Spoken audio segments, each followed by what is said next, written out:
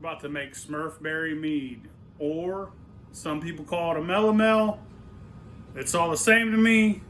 I hope I'm allowed to make this. I got a Viking tattoo. I got more than 2 inches of facial hair. If I'm not, let me know, but let's do this. I got 15 pounds of this star thistle honey. I got it in a pot over here. I'm heating it up, trying to get it a little easier to work with. It is hard to dig out. I had to soak it in hot water, that bucket, just to get it to where I could scoop it out of there. But over here, all right, over here on the side, I'm gonna put all this fruit in here with this pomegranate juice. I'm gonna start blending it up.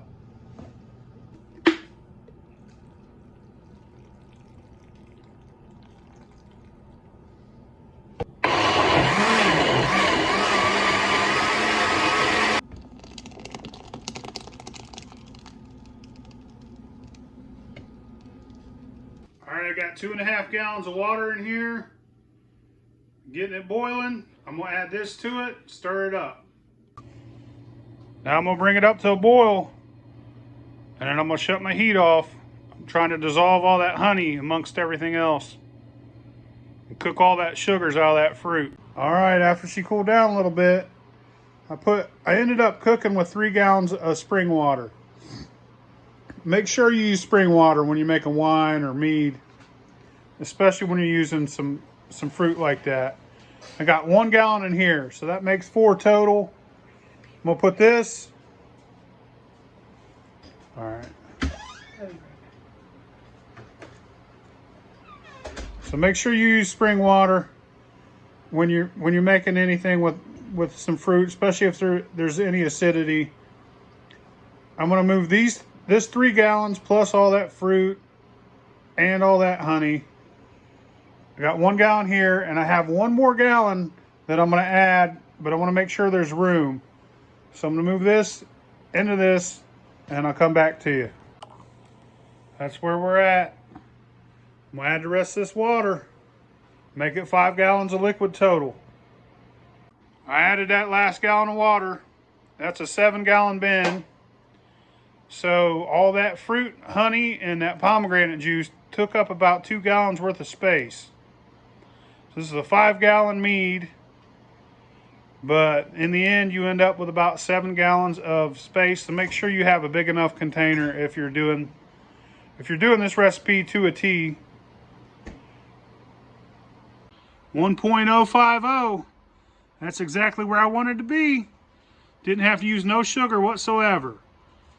I'm going to put 2 packs of this WLP 720 from White Labs. It's a type of yeast you got to keep refrigerated until you're ready to use it. Then you want to get it up to room temp. I'm going to pour them in there, stir it up. I want my mead to be good and sweet. So, and one of the most important parts about making anything is the type of yeast you use. Remember that. There's a Wikipedia page for just about any type of yeast you want to know about. So read up. Figure out what you're looking for before you go and get it and you actually use it. Look how pretty that is. Smurf berries, motherfucker. Smurf fucking berries. Papa would be proud. But yeah, I ain't using no airlock. If it gets infected, I'll just run it through the still and make it into moonshine. I figure win-win situation. I ordered me a Conical fermenter. It's pretty cool. These things are awesome. It's a little one. We'll put this one in the house on the kitchen table. But it's really cool. I'll show you why it's so cool.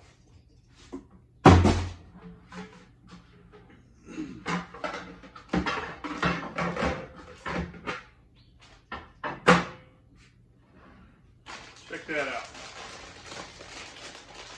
So, you can make wine, you can make small mashes. This is 3 gallon. You can You could get a bigger one, but I'm going to show you what's so cool about this. And this thing I think was around 50 bucks. I'll put a link in the description. You could brew, you could ferment right in here, right? And it helps you clean it up. It ain't so much work cleaning up the yeast and everything that's in there. Let me put it together real quick. So check this out. You could ferment in this. You could clean your wine up with some clarifier. You waste a lot less wine from moving it to secondary. You know, sometimes you move it to a third vessel. Here, all you do, you ferment here, all the yeast drops down to the bottom of this jar. You turn this valve, you pull this little tiny jar off, get rid of it, clean that jar, put the jar back on there.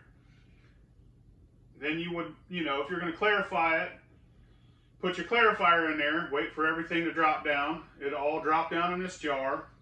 Turn your valve, you know, pull your jar off, clean it out, and then when you go to bottle, take the jar off, put this on, comes with a hose, hook the hose up, you can bottle it right from here.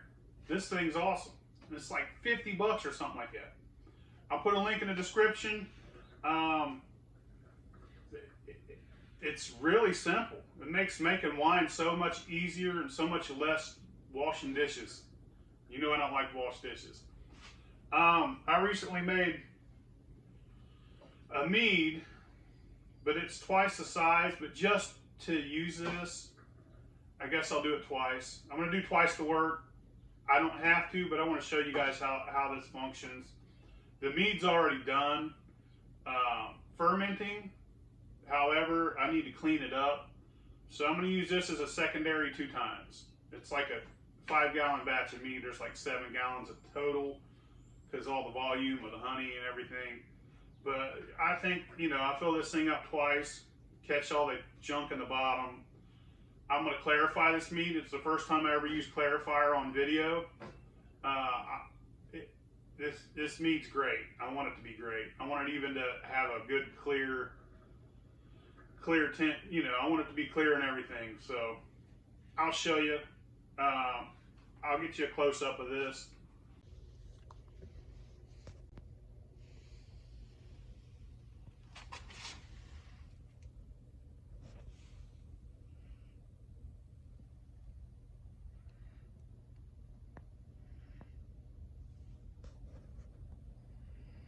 It's done. That's my mead, man. I can't lie, I done tasted that. It's the best thing I ever drank in my life. Let's clean it up now. I'm gonna move it to a secondary. All right, I'm gonna end up doing this twice because I just got this and I really want to use it. And it's worth it to me to save as much of this as I can. But you guys get the idea. Move your wine to a secondary.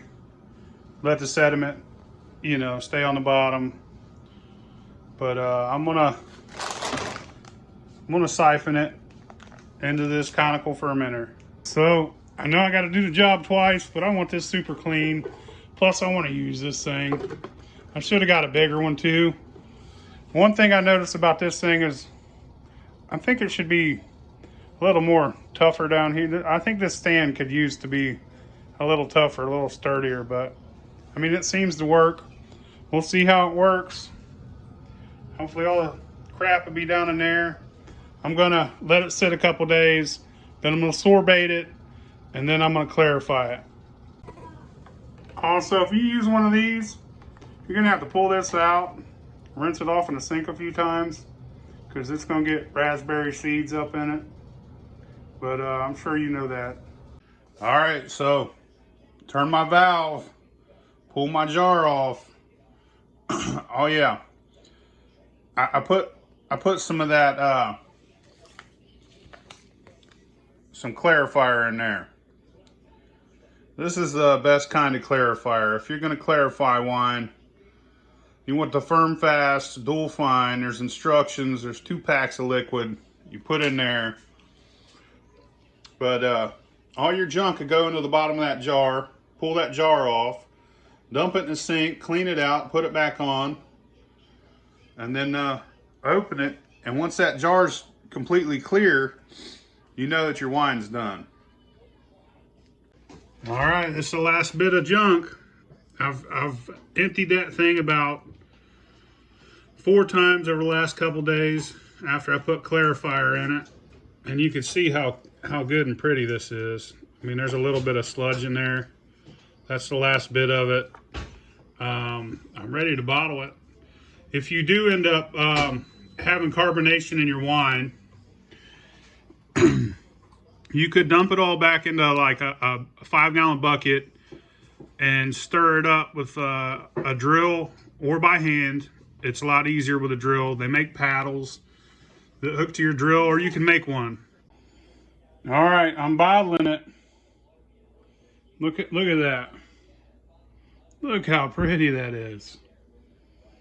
It's so good. It's so good. Look at that. All right, I got it bottled. I still have some more going, but I'm just gonna finish the video up because it's the same. I just have to bottle it. So this is basically half of what it is. I think I got 3 of these big glass bottles. The rest I put in these little pints. I really like this.